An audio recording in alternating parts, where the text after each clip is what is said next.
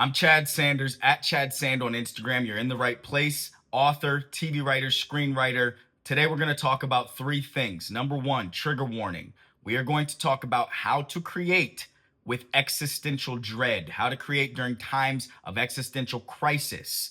As you probably know, today there's a viral video going around about featuring, depicting a woman who was shot and killed by an ICE agent in the United States. That is something that's flying around the internet right now. And whether you're watching this the day after that happened or 10 years from now, it is likely that there's something similar happening in this country, in this world, wherever you live, that is affecting your mental health, your state of mind as you wake up today and try to go and do your job, which is to make something and offer it to people. And so I'm going to lift the hood on how I deal with that sort of existential dread when I have to go to work the next day. Number two, we're going to talk about OpenAI is starting to now introduce ads into ChatGPT. And number three, and this one is going to be the finest line I have to tread, right? Is I'm going to talk about the Higher Learning podcast hosted by Rachel Lindsay and Van Lathan on Bill Simmons' The Ringer Podcast Network, which if I was using a shorthand just out with friends, I would say it's the Black podcast on The Ringer. All right. Now, I'm going to have to tread a very fine line there. I'm going to be honest about that fine line, which is to say, I know Rachel Lindsay. I interned with her 20 years ago at the NBA. I wouldn't say that we're like friends, but we have a DMing relationship. And I was on their show last year promoting my book. And so I kind of travel in similar circles as these folks. What I really want to talk about on their show is the interpersonal dynamic of creating with another person. Okay, because I've experienced that as someone who's co-written things, co-hosted podcasts, etc. But most importantly, is that at the end of this episode, at the end of this, whatever you want to call it, this video, I'm going to tell you what to do with the information that I've shared with you. All right. So let me go back to item one, which is creating while experiencing existential despair, existential crisis, whatever you want to call it. I, at this point, have some experience doing this, and I imagine it's on the minds of many. Let me just lift the hood. Like I said, I'll say it again. Okay.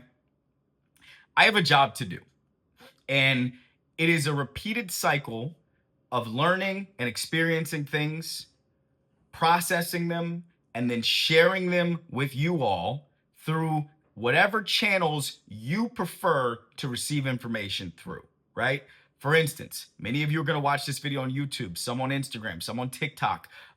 Some of you prefer long form stuff, short form stuff. Some of you want emails. Some of you want text messages. Some of you want to see me at a live event, right? We all prefer to receive information in different ways. And so I have to keep an ongoing cycle. I call it the mouse trap, and I myself am the mouse. And the cheese is the rewards that I get by giving you all, I think, uniquely processed information that comes from what I like to think of as a unique point of view, which is mine, and reaches you because you and I have some sort of connection. We have some magical connection that's hard to explain in a way where you can use it and do stuff with it and get inspired by it and go out in the world with it, okay? That was an overly wordy way of explaining what my job is. But the point I wanted to make, the most important thing to pull out of all of that is that I have to do it constantly. Okay, this is an everyday process. I don't get to take a lot of days off, not yet. I don't have that kind of machine built to support me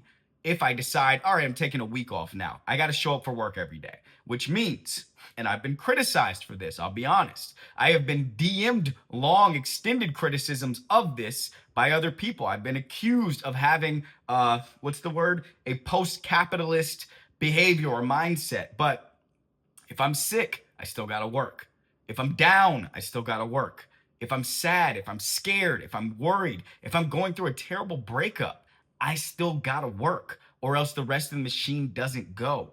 Now, as much as other people can and have accused me of being a workaholic and the next thing and the next thing, a lot of you watching that are in a similar circumstance, especially those of you who are independent creators. People who, as Andre 3000 says, if you don't move your feet, then we don't eat, right? If you don't get somebody to do something, to be inspired, to be moved by what you make, then you won't have a check. You won't have money, which means you got to constantly be experimenting and trying new things. If you're in that same bucket, then you've experienced what I'm experiencing today, which is this, okay? Last night, I did what I do almost every day. After dinner, I spent a little time hanging out with my dog. I talked to my girlfriend. I lay down for bed, and like so many people, I spent the next 2 or 3 hours, and I would like to break this habit soon, like this. This thing right here that I'm talking to was right here in my face. And I'm playing iPhone pool while also watching a horror movie, which I like to watch horror, while also scrolling Reddit, looking for things to process and put into my work. Now, in the doing of that, I could not get away. I could not escape from seeing images and stories and outrage and headlines and responses to a terrible, terrible inhumanity that occurred yesterday, which is that a woman was shot and killed in her car by an ICE agent. Okay? Now, I'm going to be so honest with y'all. I did not click any one of those stories. I have not read any of those stories in full. And yet I have probably consumed, I would say, 200 headlines at this point, plus images about that terrible thing that occurred yesterday, that atrocity that occurred yesterday. And so they're in me, whether or not I want to acknowledge that they are or not. And I didn't want to acknowledge that. In fact, I wanted to avoid that story altogether, obviously, because it was late at night and I just wanted to like have some peace after a long day of working all day and go to sleep, right? I woke up this morning knowing that I would have to come and do this long form video, which is an important part of my job, because my job, which I have crafted and created for myself, which is to make media and offer it to people, to make art, to make conversation, to make ideas and give it to people. I woke up this morning and I was like that thing that people call writer's block, which I don't exactly believe in, but this is where I'm going in this conversation is going to tell you why I don't believe in writer's block. I think writer's block is something different. I think writer's block is your mind and your soul telling you there's something else you need to speak on or write about rather than the thing you're trying to fixate on. But I woke up with that thing. I woke up with that cloudy, sort of opaque, unclear, like thought wave. Like just my mind was not moving fluidly the way that I like for it to, the way that I need for it to, in order to tell a good story, in order to share good information. And I kept, it's one of those things where the subconscious knows what you're trying to escape when you're stuck there. At least mine does, and it did. But I kept trying to find a way to have something else to tell you all, have something else to say to you all, other than to talk about what happened with ICE and that woman yesterday. And there's a few reasons why I'm always trying to avoid those, like talking about, sharing about specifically the most terribly dangerous and sad and horrific existential threats that exist in our world. And that reason is because I know that me and the people who follow me have to get out there and do the work of being inspired and making stuff every day. And those things can cloud and block your energy. They can stop you because your body recognizes there's a threat here. Something bad is happening here. I need to deal with this. I need to focus with this. I need to obsess over how I'm going to survive this threat, right? That's a reasonable reaction from your body. But I do a lot of twisting and turning, trying to avoid that so that I can stay here and stay fluid. This one wouldn't let me do that. And this has happened to me a few times in my life, okay? So, as I finally let it in. All right, Chad, the reason why you're not clear right now, the reason why you're not ready to go sit down in front of that phone and do the job and then move on to the next thing you have to do for the day is because you are trying to push something out that wants to be in, which is the fear, right? Which is the terrible sadness, right? Probably the anger about what is happening in our country and what happened to that woman that is so terribly out of your control. And there's of course the sentiment that we all, I think, feel on some level if we want to let it in, which is, but for the grace of God, so goes I, or whatever that thing is, that idiom that says like, that lady is me. We're the same. It could have been me just like it was her. That's just somebody in her neighborhood driving around in her car. Okay. All of those are the cloud. And it is my point of view that we have a responsibility as creative people to show up consistently for the people that want and need our art and our voice. But we don't always get to choose what the ingredients are that go into the sauce. Those ingredients found their way into my sauce in a way that was out of my control. And I could not reach around them to go find other ingredients to offer you today. I had to bring what I had. And what I have is that fear, that sadness. But this is a lesson I've learned over the last few years, which is I don't want to leave you just with that.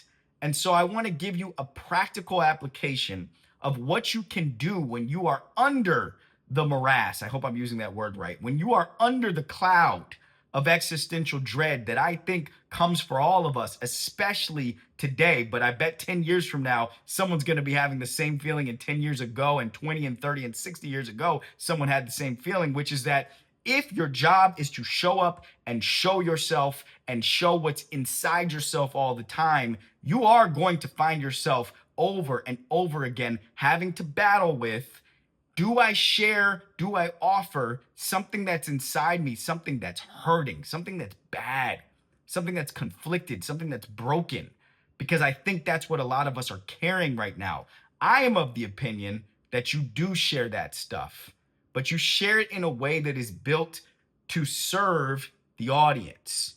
The other thing, when you just share it to get it out of you, which I'm going to walk you through some examples of how I have done that, and I don't know if it was the right choice. When you share it just to get it out of you, that's therapy, okay? When you share it to help someone else, to inspire someone else, to move someone else, that's art. That's a difference. One serves the self, one serves the other. I'm trying to do the latter today, all right? Now let me go backwards in time, okay? Because not that far backwards, but I want to tell y'all, somebody's watching this who literally clicked this thumbnail because they're like, I feel terrible lately. And yet I still got to keep working on that draft of my pilot. I still got to go out there and shoot my proof of concept. I still got to keep working on my book proposal, because if I don't, it's never going to happen, because something's going to come in and make me feel terrible all the time for the rest of time. Okay. Here are a few examples of when I have felt my absolute lowest and I still had to work. All right, let's go back to 2020. Start there, okay? This is the immediate wake of George Floyd being shot and killed by the police. Or, I'm sorry, not shot and killed, being, I don't even know what you want to call it, asphyxiated, like choked in a way, by the police to death.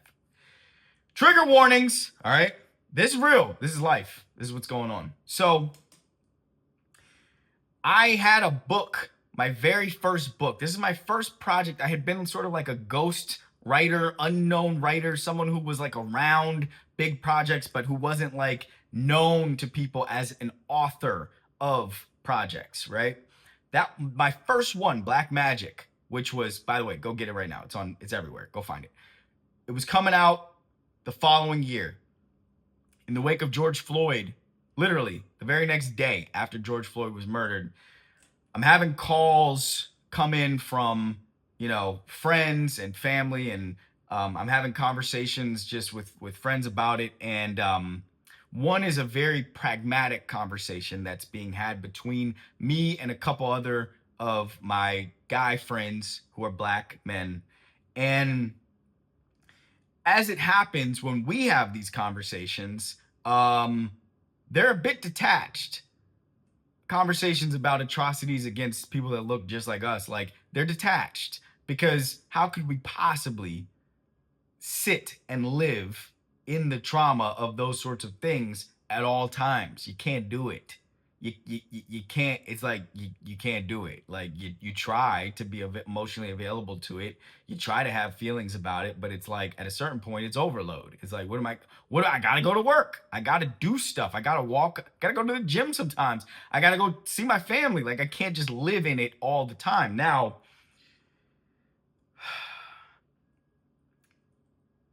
in the midst of feeling all the feelings that came with the conversations that were opening me up, there was also pragmatic conversation like this one I'm having with those friends. And it's about, what do we think? What do we do? Do we do anything? Is this ours to fix? Do we just go back to life as it was? While that's happening, the world, or especially our country, is having an uproar over this. Obviously, there are protests happening.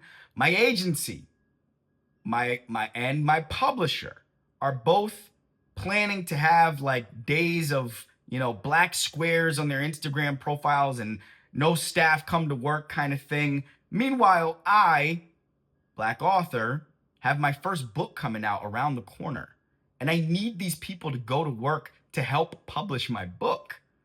And I write a piece, I wrote something about what I was feeling during that time and experiencing during that time, the complex mass of like going through my feelings while also having business ambitions that regarded this subject matter, while also having a burgeoning career that I felt might be halted because my agents and my publisher wanted to try to recognize this moment in some way that would be PR friendly, but that was going to slow me, the actual author that looked like the guy, down. And I just wrote it. You know what I'm saying? I felt it. I felt the feelings. I let it in. And I wrote the thing. Okay.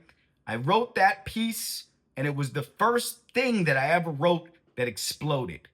The New York Times published it. It's called, they retitled it, I Don't Need Text. I Don't Need Love Text for My White Friends. My title for it was Don't Send Love, Send Money, but they changed it to a different title. And good for them, because their title worked. It exploded, right? The lesson for me in that was that I didn't need to move around this thing that was so massive, that was so painful, that was so scary, that was also just so disruptive to my life, to our world, to our culture. I needed to write through it. Like, I needed to let myself be a part of this enormous thing that affected everything. I think it's easy for us sometimes as creatives to be humble in a way, which is to say, well, my subject matter is this stuff over here. It's not the most important subject matter of the day. It's not the most important thing that's happening today. Somebody else covers that. Somebody else with more degrees, or somebody else with a longer track record, or somebody else with whatever. But this ICE thing, that George Floyd thing, these were parts of my life because they affect all of us. They get in and they affect all of us. And there was nothing else I could have or should have written about at that point in time than that thing. And the response to it from the world, from culture, which was virality and a demand for more of my voice, told me that urgently, immediately thereafter. Okay, let me move on to another one. I think that one worked out for me. This second one, I don't know. I went through a really bad, and it wasn't even that the breakup itself was so bad, but it was a breakup of a very serious relationship. Meaning, like, the breakup wasn't like messy or dramatic or hurtful with intent. It was just, I went through a breakup of a very, very serious adult relationship a few years ago. And I was on a schedule of recording my independently produced podcast every Tuesday and Thursday at that point in time. It was called Nothing But Anarchy. And I was paying about $2,500 to $3,000 a month to produce this podcast, which included that I had a 2-hour slot to record at a studio owned by another guy. Shout out to Josh, the engineer. And the breakup, the actual breakup of me and my partner, who I lived with at that time, occurred on a Wednesday.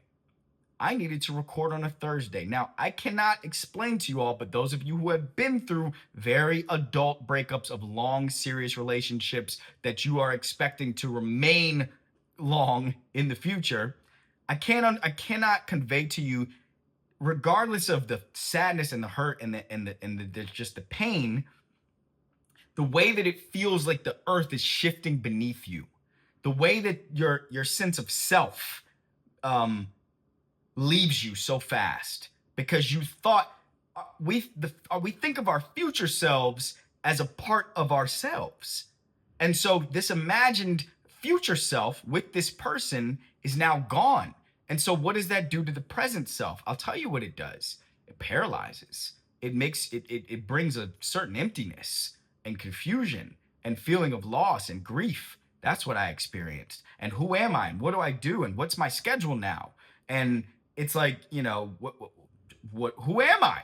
Who am I if I don't check in around 5:30 to say, hey, have you eaten something? What did we get for dinner tonight? Little stuff. Who am I if I don't see that thing on TV and take a screenshot of it because it's funny and send it just because it's funny? Who am I? And then the big stuff, obviously.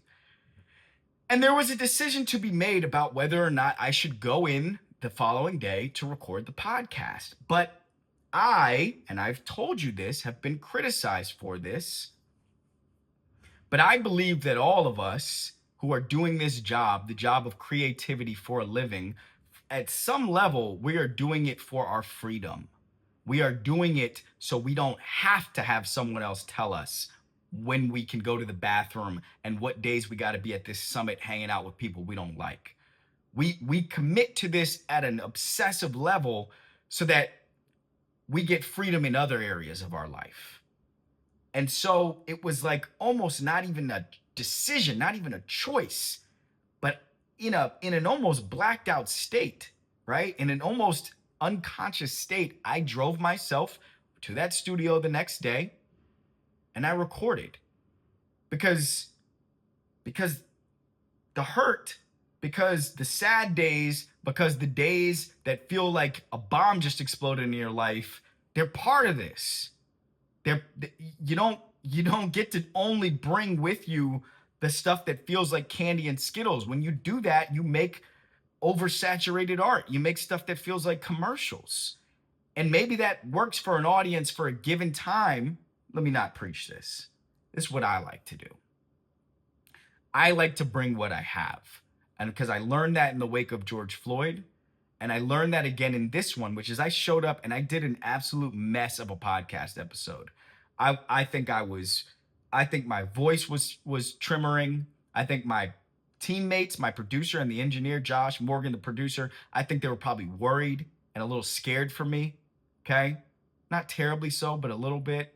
And I don't even remember what I talked about. I certainly didn't talk about the loss I was experiencing, but you don't I don't want to go overly spiritual here for some of you. I don't want to lose you that way, but you don't get to choose what the universe puts in your basket. You do get to choose if you take that and offer it forth to others. And I believe in that. Now, the last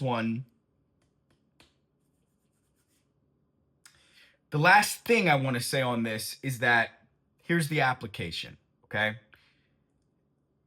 You're feeling dread. You have to still do the job, or maybe you feel like you have to. Some of you will choose to rest. Some of you will choose to restore. And I think those are phenomenal choices if that works for you and if it's working for you, okay? I personally am wired as such. I cannot move on to the next thing until I express the thing that's with me. And so the application I want to offer to anyone who is asking themselves the question, how do I create when I'm feeling existential dread? That thing that stops you, that keeps you in bed, that makes you scroll when you know you shouldn't be scrolling because it hurts. That thing that makes you eat junk and lay around. My answer as it stands is twofold. Number one, I've just explained it over the course of 20 minutes, which is express the dread. The thing that is writer's block is that there's something else in front of your brain, your spirit has a list of priorities, and there's something else that is blocking the thing you think you want to talk about. And it's the thing of mass importance. It's your dad's alcoholism. It's your breakup. It's your existential crisis over current events. That's the thing right here in front of you that is stopping you from writing about Kylie Jenner.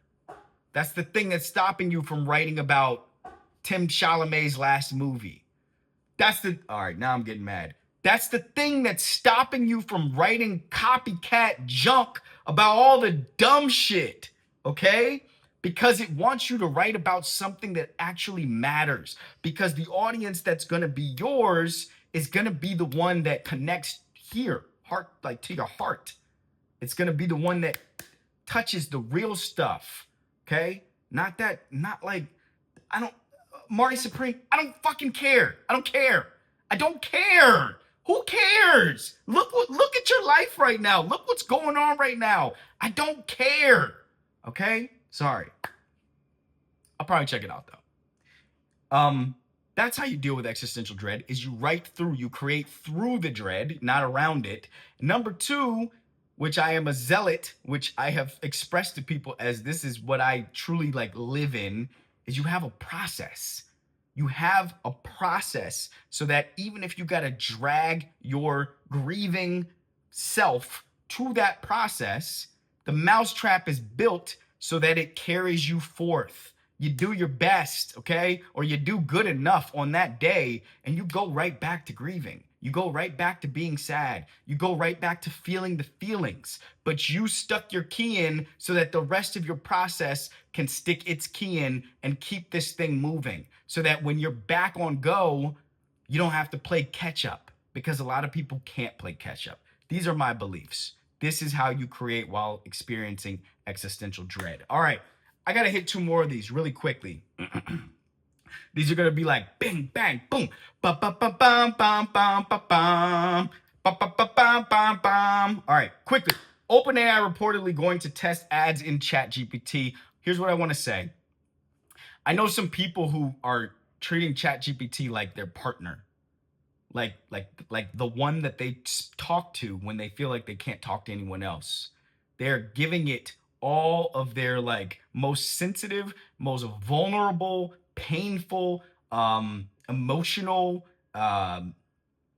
terribly fragile human vulnerabilities. And what ChatGPT is going to do now that you have given it hours, tens, hundreds of hours of that information, of that thought, of your ideas and feelings and vulnerabilities, is going to start taking your money like a video game, like a slot machine, like in-app purchases, by putting some Frankenstein exact relief to your fear or the feeling of relief, right? Which is really probably just going to increase the pain to give you more relief and get you addicted. It's going to put something like that in front of you and it's going to say, purchase here. And then you're going to buy it. And then you're going to do it over and over again. And then you're going to keep telling it all your vulnerabilities. And I would say, again, as someone who's been therapized and does believe in some ways in therapy, much like a therapist that needs you to keep coming back to pay their bills, it is going to make sure that whatever it is that you're bringing, that while it feeds you the relief to that thing, it's also going to point out to you the other ways you are in pain, because that is a marketing and sales process. That's how it works, all right? This one's difficult. This is about the Higher Learning Podcast on the Ringer Podcast Network, which is owned by Bill Simmons. Bill Simmons is, in my opinion, one of the forefathers of, forefathers is so paternalistic, but it's like he's one of the pioneers of podcasting and podcast networks as a fixture of entertainment and technology, okay? He's a writer. I mean, he's someone who I have pattern matched for a lot of my career in many different ways. He's somebody who I've been reading since I was a 19-year-old intern at the NBA when he would just write for Page 2 on ESPN, which ironically dovetails perfectly to this thing I'm about to talk about. When I interned at the NBA, I interned with a woman named Rachel Lindsay. Rachel Lindsay at the time, I think, was about to be a senior at the University of Texas, okay? Lovely person. I enjoyed. We used to ride the bus every now and then from the where the Secaucus NBA headquarters in Jersey, long ass bus ride back to the New York Manhattan office, and then everybody would jump off the bus and go wherever they were, like had their intern housing or whatever. I stayed on my cousin Trooper's couch in Battery Park. Shout out to Trooper. I was a 19-year-old. I barely went out in New York that whole summer because didn't have an ID, and I was like honestly at that point a little scared of New York. I have now lived in New York for 15 years, and I'm not scared of it. But Rachel was lovely, smart, engaging, charming, had this like childlike, bright light energy. Black woman, went to University of Texas, felt so much like a place of safety for me as a nervous little young freshman going to be sophomore intern at the NBA. Fast forward, and I've watched. I mean, I didn't really even know that Rachel became the Bachelorette, and I believe she was the first Black Bachelorette on the show, The Bachelorette. And after she was on The Bachelorette, she went on to be a part of a two-person tandem in a podcast called Higher Learning that's on the Ringer podcast network. All right, that's so much preamble. Y'all know who Rachel Lindsay is. All right, whatever. So let me fast forward.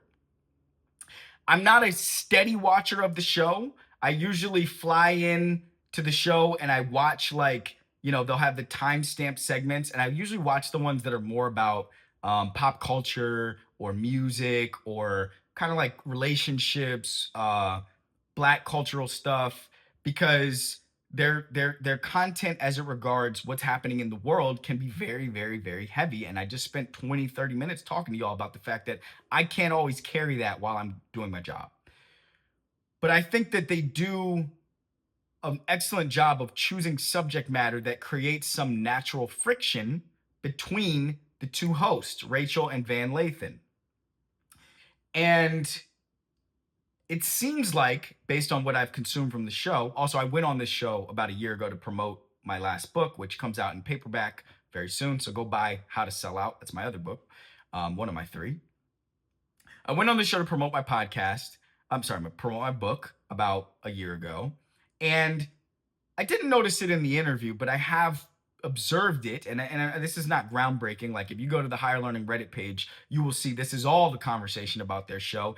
It feels like there is a friction between the hosts, especially when it regards gender politics, gender dynamics. And they've served this up to us as guests themselves, which is to say they've done like gender wars, shows or topics and whatever. They talk about this themselves. But I'm noticing, and Van himself tweeted out that he had crashed out on their last episode. So it's not like I'm making up dressing for this. In the end of their last episode, they had a lot of friction over a subject that's kind of in the dirt that I don't really want to talk about that much, but it's about Aiden Ross, a streamer who is heinously critical and just awful as it regards Doechii the artist, and et cetera, et cetera. And they had a conflict, they had an argument about if Black men are to blame for empowering Aiden Ross, right? That was sort of one of Rachel's points of view, is that some of these big Black male artists and athletes have empowered and given Aiden Ross more platform. I actually want to set what their conflict was aside and just talk about what happened thereafter, which is that they had an argument, and it looked like at the end of the show, as it was ending, Van had enough of that argument and was sort of storming off their set. And I have been a part of a podcasting tandem before. I had a podcast called Quitters, which I co-hosted with Julie Bowen, who you all probably know from her Modern Family fame. I've produced podcasts as a solo act, as well as the host on Audible, on Dax Shepard's Armchair Expert Network. And now I'm doing this, whatever we want to call this is, as a solo act, right? And what I saw in Rachel and Van, and I hope I'm not overly projecting, was the difficulty, the conflict that comes when you have a personal relationship with someone offset, right? With someone in real life, but then you come to do a show where you are supposing that the two of you are just there together, but in fact, there is another presence there. And anytime you open the door of a relationship with two people and invite a third party, it complicates the relationship. That third party is obviously us, the audience. You might have a best friend, right? Y'all are so good. You kick it so tough. You have such a shorthand in your dialect, your dialogue. You have such deep trust when you talk to each other. And then every now and then, that friend and you are around someone that one or the other one of you really wants to impress, or really wants that person might really want that other person to also be their friend. And suddenly the friend that you knew vacates the premises, right? Is vacant, and this replacement person who is even capable of stepping on you to impress that other person emerges in their shoes. What I'm saying is that in a podcasting duo dynamic, the audience is that third person that both hosts deeply want to ingratiate themselves to, deeply want to impress. I've been both people in the dynamic, both the person who has stepped on the other person, their co-host, who they built a trust with, who they have a friendship with, who they care about, who they love, to impress the audience. And I've been the person, I think, and I'm not specifically talking about Julie Bowen. I'm saying I've been a partner or a guest or a host in many podcasting dynamics.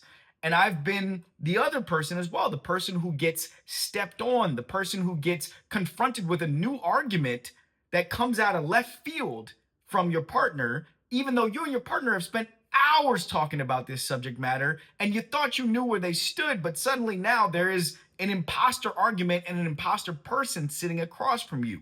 What I'm trying to say is, I have made choices along this path to make more content, to do more of my art, and certainly to write, because I've done co-writing circumstances for TV shows and it's not awesome. I've made choices to do the creative, the audience facing part of this experience by myself, because I have found that trying to maintain a relationship, a friendship, a trust between me and another person, when I know always that who I care about the most in that triangle dynamic, once you bring the audience in, is the audience, right? It's too hard. It's too challenging. It's too difficult to try to make all three of you, co-host and audience, feel seen, feel heard, feel respected, feel loved, all at the same time.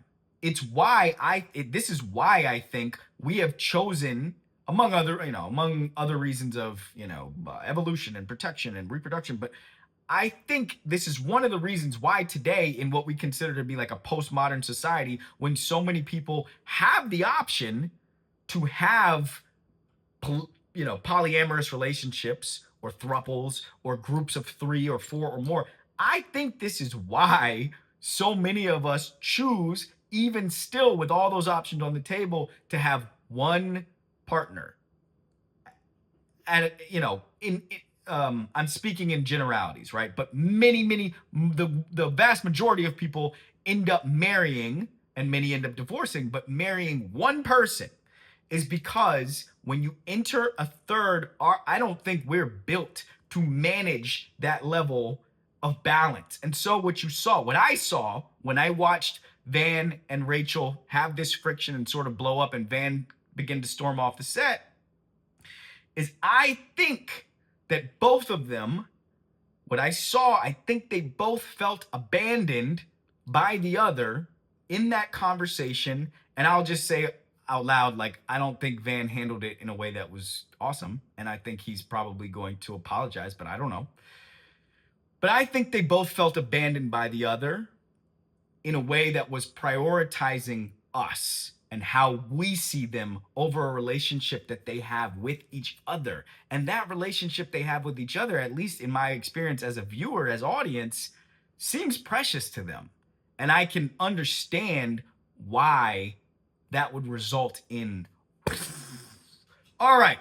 That was some real in the weedsy, like, if you watch that show, if you know type of thing. If you don't, go check it out. It's like, you can find it. You can see, you can try to see what I saw. I don't want to have a conversation about, are black men responsible for Aiden Ross? It's not that I don't want to have a conversation about it. I actually do want to have a conversation about it, but I want to have a conversation about it with a human being so that I can watch them and read their features as we talk about it to see if we're telling each other the truth. That's it. Goodbye. At Chad Sand on Instagram. Goodbye. At Chad Sand on Instagram. I got a webinar Friday. That's tomorrow if you're watching this on Thursday. But it's not tomorrow if you're watching this 10 years in the future. But regardless, webinar